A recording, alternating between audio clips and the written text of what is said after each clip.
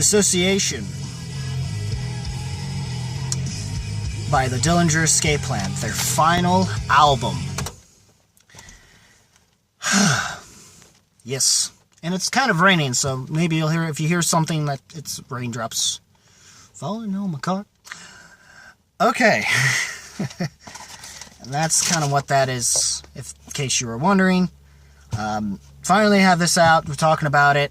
I've honestly didn't start getting into until I started going through discography. I realized what tracks really stood out to me from throughout their discography that I remembered, and it was the one that stood out to me the most was the track Milk Lizard off of Ironworks. I'm like, wait, I fucking have heard this track before. And when I heard the rest of the certain chorus track they do, that and you were there, and I was every question that never had an answer, and blah blah blah, I realized, like, wait, where did I hear this before? And I realized I was watching some it was back when I was in high school, I guess. That's when I first heard about them. And that was via, like, MTV2 or something, when they then they did their Headbangers Ball revival thing or whatever. Some people didn't feel it was the same, though. I mean, compared to what they started with in the 80s, with the first VJ they had, God, it's better than nothing. Jeez. We missed that. They did try to do Subterranean too. Oh well, guys. 90s nostalgia. Try to capitalize on it, and didn't work as well as they could have hoped for. Regardless, guys, I really did kind of enjoy this album. I mean, it's heady like most Dillinger Escape Plan records are going to be.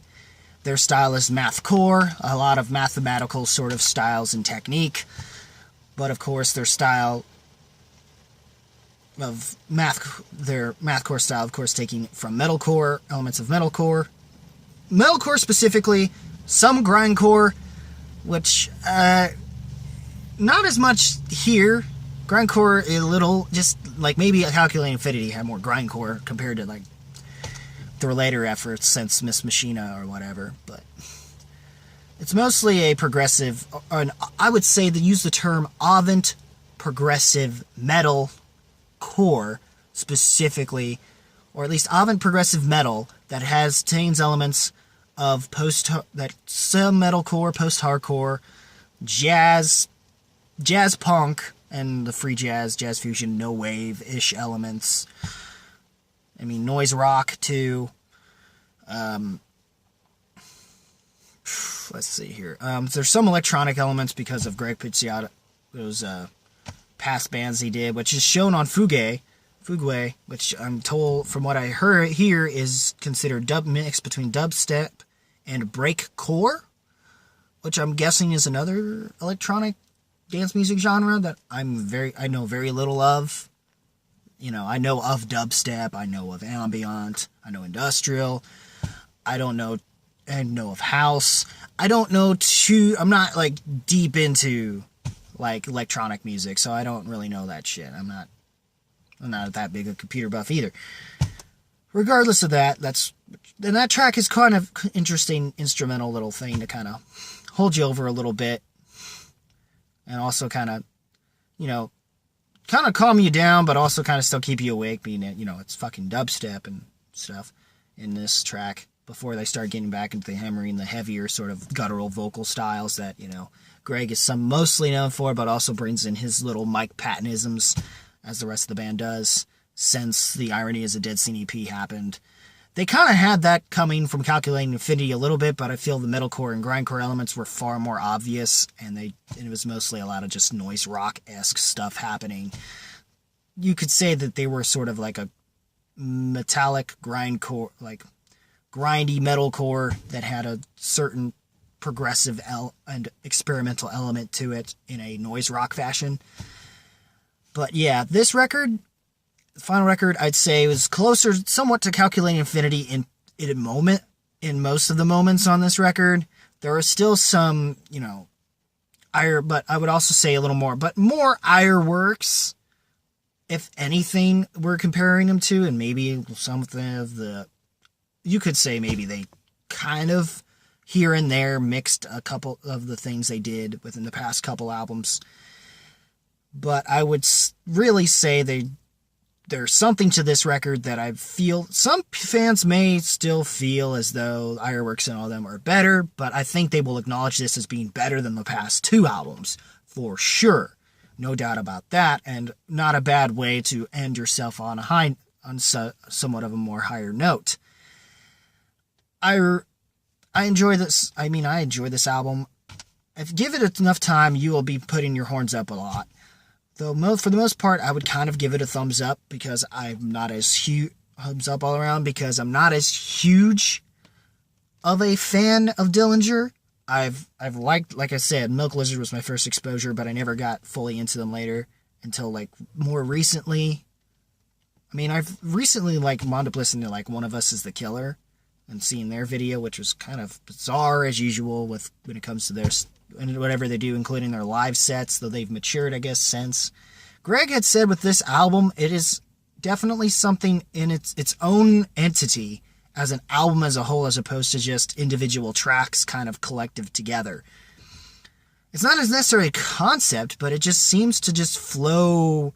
It's like you have to listen to this as an album as a whole. You can't just listen to these tracks individually so much.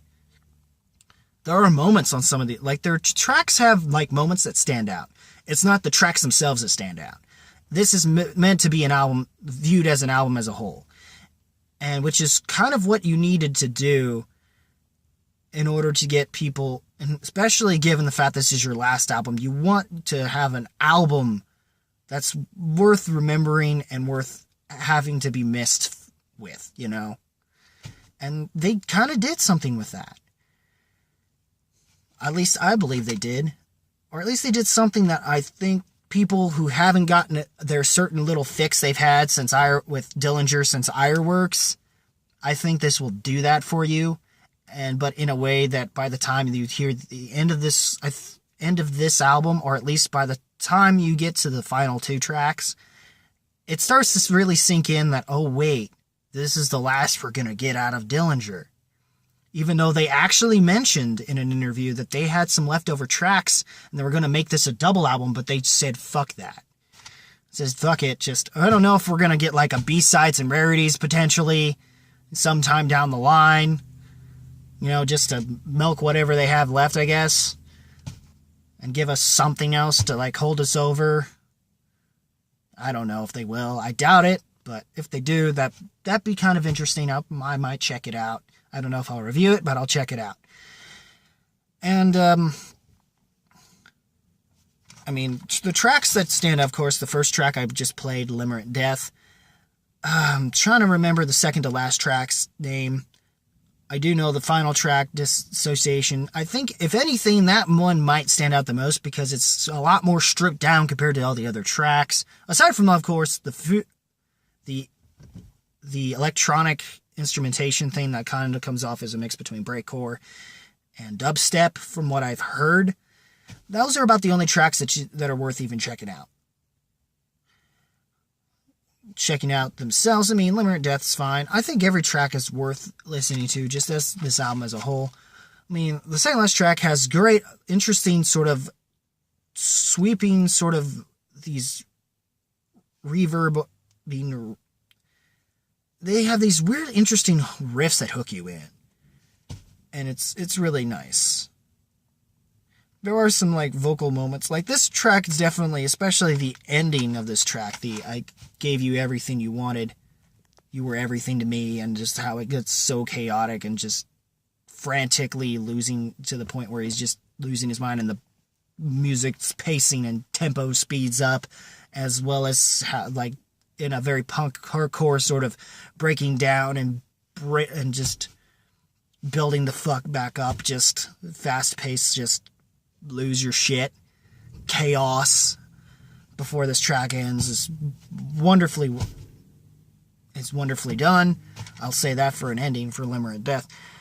But overall, I can't speak too much about it. It's very hard to describe, other than the fact that if you like this, what Dillinger has always done throughout the years, even the past two albums, even those, I think you will be able to, but you still will prefer the everything from Calculating Infinity to Ironworks within that time frame, then I think this album will satisfy you in some ways, or at least let you know that this being the final album from them is the best you're going to hear. Will be satisfying enough to make you say they at least somewhat ended on somewhat of a high note. And the fact that the music, the lyrics themselves, it's almost as if the music they played before they decided to break up, it's almost as if they foreshadowed their own breakup. Maybe, though not nearly in the sense of the foreshadowing that David Bowie did on his last album, Black Star, which I have not listened to, but I probably should. Maybe put that on a random recommendation. I don't know. We'll see how that goes. That's another... but overall, like I said, thumbs up. I kind of would give a thumbs up. I want to do that, but I feel like it's probably best to just give a thumbs up all around. Just because it's a bit heady, and I don't think it's everybody's... It's like everything Dillinger does. It's like you're either going to love him or you're going to hate him. But it's... And if you just... It's not as, stripped down all around as I think One of Us is a Killer was. And that album almost foreshadowed what they were going to do with this record. Which also... So it's kind of a weird, like, full circle-ish foreshadowing between how each stage of every album they've done. And every album does its own... Some bike passed by. Every album that's... Oh, man.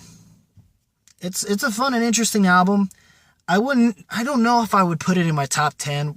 We'll see. But I'd say Dillinger, they definitely, and like I said, multiple times probably through this video, they ended on a good note. Just check, you definitely, either, no matter if I give you thumbs up all the way or this, that you check it out anyway. It's definitely worth your time. Especially given the fact you're going to need a lot of time to digest and process it, like any Dillinger album.